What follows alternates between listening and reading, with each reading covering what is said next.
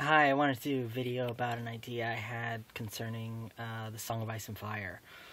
Um, the the basic thing to look at is the structure. Okay, now there are a number of stories that occur in Westeros. All right, you got the Ice Dragon, you got the Princess and the Queen, you got the the Rogue Prince, and you have the Duncan Eggtails. Okay, now none of them are told in the format of the Song of Ice and Fire, which is every chapter has a different viewpoint character. Okay, now, reason I bring that up is that I pose the question: what if we, the reader, are is the ultimate green seer? All right, like we're looking at the story of the Song of Ice and Fire through the eyes of everybody else. Okay, like almost like we're chronicling it. All right, and the thing is that like George has involved us in the story by giving us special knowledge that the characters don't have.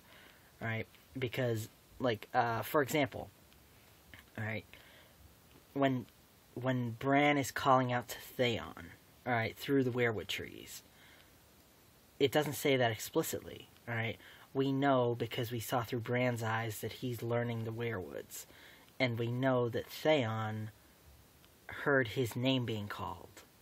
All right, but it never explicitly says that it's one for one. But we know because we see both sides of it. All right, in the same way that in the Dance with Dragons, that when Daenerys is at the pit, at the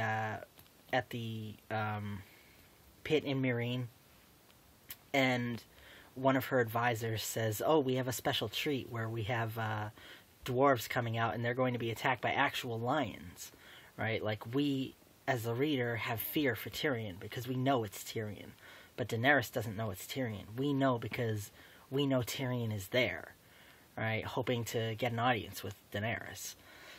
Okay, it's that sort of thing, because we know, but they don't. All right, and like, what if Bran's the only one who's kind of figured it out? Except with him, it's been overt. You know, the Raven came to him in his dreams. Follow me, go north.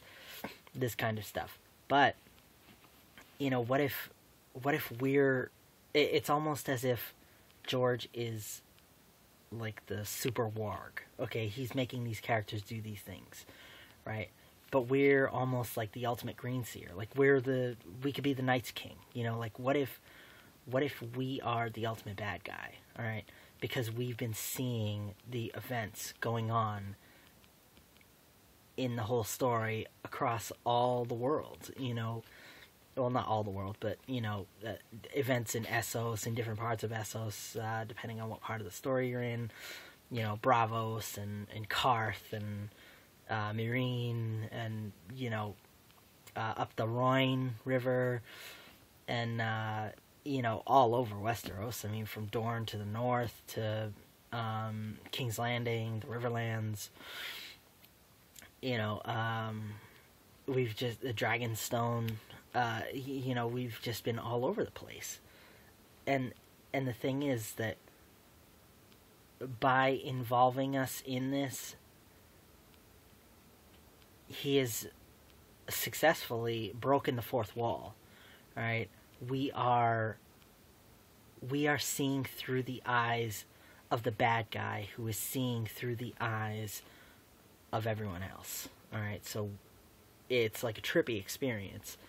But realizing that, you know, we can appreciate the fact that there's an imminent danger, because if what I'm saying as theory is true, then the bad guy has always been present from the beginning, from the very beginning, because the first chapter was through the eyes of a Night's Watch member who met the others and got his head chopped off.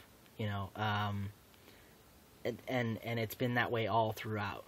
the bad guy has always been there. He's been seeing the whole story, right? And whenever, if that is true, and I'm sure it's going to get eventually revealed, that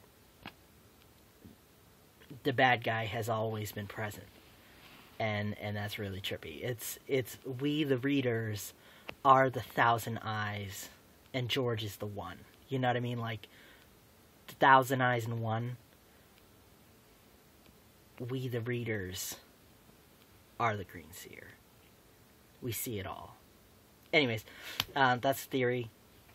But it might sound a little outlandish, but it's structured. It's supported by the structure of the books.